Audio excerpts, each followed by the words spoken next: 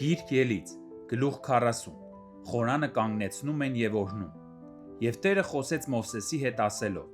առաջին ամսվա առաջին օրը կանգնեցրու խորանը, այսինքն ժողովքի վրանը,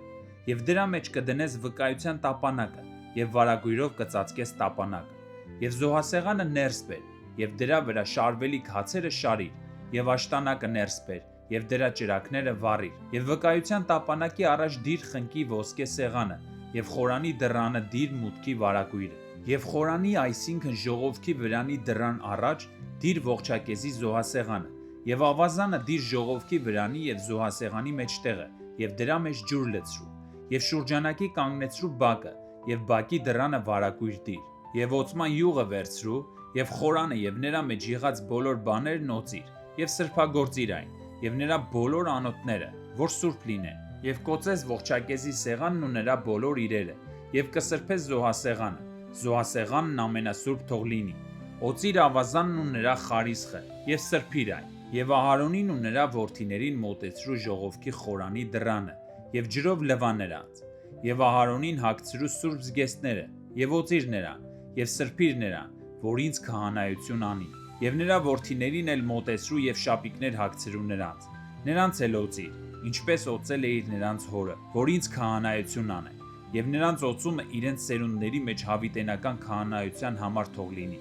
Եվ Մովսեսն ամեն ինչ արեց այնպես, ինչպես Տերը հրամայել էր իրեն, և եղավ, որ երկրորդ տարին առաջին ամսվա առաջին օրը խորանը կանգնեցվեց։ Մովսեսը կանգնեցրեց խորանը, և նրա խարիսխները դրեց և կանգնեցրեց նրա տախտակները, և նրա նիգերը ամրացրեց, և սյուները կանգնեցրեց, խորանի վրա տարածեց վրանը, և վրանի ծածկոցը նրա վրա դրեց վերևի կողմից, ինչպես որ Տերը պատվիրել էր Մովսեսին, և վերցրեց վկայությունը, դրեց տապանակի մեջ և տապանակին անցկացրեց ձողերը, և քավությունը դրեց տապանակի վրա, վերևի կողմից, և տապանակը բերեց խորանի մեջ, և ծածկող վարագույրը դրեց, և վկայության տապանակը ծածկեց, ինչպես որ Տերը պատվիրել էր Մովսեսին, և զոհասեղանը դրեց ժողովքի վրանում, խորանի հյուսիսային կողմից, վարագույրից դուրս, և նրա վրա շարվելիք հացերը շարեց Տիրոջ առջև, ինչպես որ Տերը պատվիրել էր Մովսեսին։ Աշտանակը դրեց ժողովքի վրանի մեջ, զոհասեղանի դիմաց, խորանի հարավակողմում,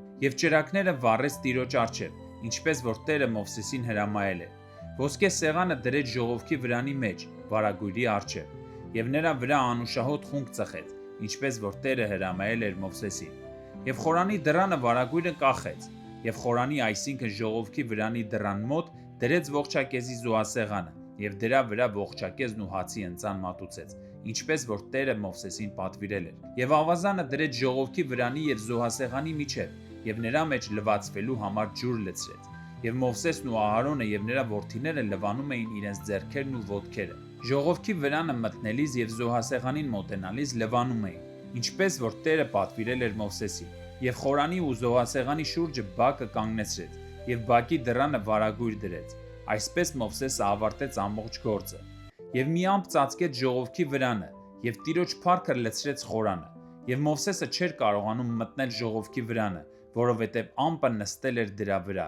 և Տիրոջ փառքը լցրել էր խորանը։ Երբ ամպը վերանում էր խորանի վրայից, Իսրայելի որդիները չվում էին իրենց ամբողջ ճանապարհորդության ընթացքում, և եթե ամպը չէր վերանում, չէին մեկնում, մինչև նրա վերանալու օրը, որովհետև Տիրոջ ամպը ցերեկը խորանի վրա էր, իսկ գիշերը նրա վրա կրակ կար Իսրայելի ամբողջ տան առջև, իրենց ամբողջ ճանապարհորդության ընթացքում։